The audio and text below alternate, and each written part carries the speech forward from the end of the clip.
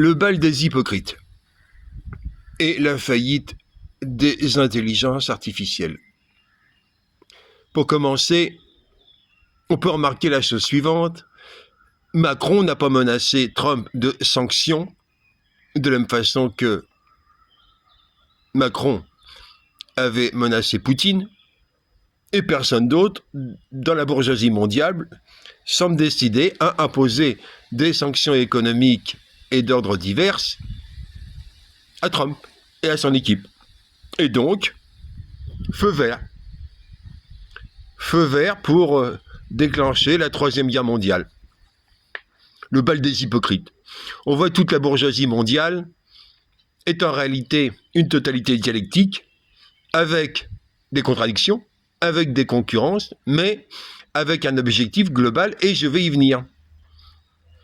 Les trois machines, ChatGPT, Super V, ChatGPT y compris, Claude et DeepSeek que j'ai interrogé hier, annonçaient de faibles probabilités que Trump puisse attaquer.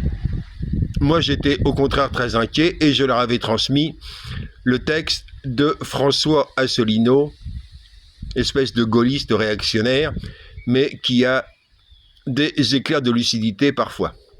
Et donc, avec ces renseignements, les machines ont globalement considéré que Trump déployait des forces, un tiers supplémentaire, au Proche-Orient de façon défensive.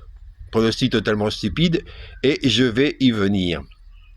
Pourquoi est-ce que la bourgeoisie mondiale déclenche des guerres? Au fond, pourquoi la Première Guerre mondiale et pourquoi la Deuxième Guerre mondiale? La réponse est simple. Les guerres mondiales ont été déclenchées pour stopper le processus révolutionnaire. Il suffit de regarder la courbe des grèves politiques dans la Russie tsariste de l'année 1914 pour constater que le processus visible de janvier à juillet 1914 s'est poursuivi en mars 1917. C'est la continuité. La guerre mondiale a différé le processus révolutionnaire déjà commencé. Et Nicolas II avait des raisons de s'inquiéter puisqu'il avait déjà subi une proto-révolution en 1905 avec des délégués révocables de soviets. Il craignait donc que le processus se réitère en 1914 et la bourgeoisie mondiale a estimé nécessaire de stopper la révolution. Le nazisme, le fascisme mussolinien ont été une réponse au processus révolutionnaire qui allait s'étendre, avec des délégués révocables qui allaient conquérir toute l'Europe. Conquérir entre guillemets, puisque les délégués révocables sont les représentants réels du peuple, au-delà de leur hypocrite démocratie. Et donc, y avait-il des risques de guerre mondiale, ou y a-t-il des risques de guerre mondiale? Allez commencer. Le processus de mobilisation pour destituer Netanyahou a déclenché le génocide à Gaza.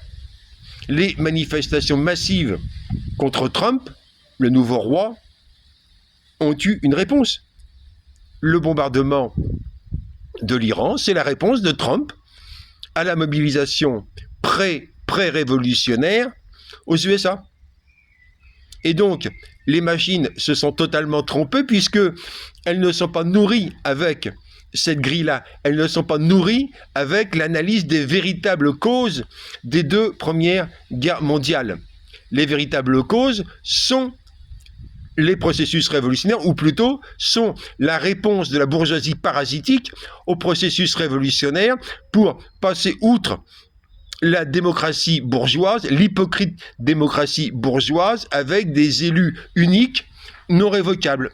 Je dis élus uniques non révocables, je pourrais ajouter sans aucune responsabilité pénale de leurs délégateurs, puisque le système qui finira, à moins d'extinction de l'espèce humaine, le processus qui remplacera la démocratie sera un système dans lequel, dans chaque zone, les délégateurs envoient 5 représentants, 5 délégués révocables à l'étage supérieur, et les délégateurs étant personnellement, pénalement responsables de ces délégués. Et donc, puisque les délégués sont censés avoir un quota de délégateurs, Ils peuvent donc être révoqués à tout moment en perdant leur quota. Il suffit donc de quitter la liste pour ne plus soutenir tel ou tel délégué qu'on aura choisi auparavant.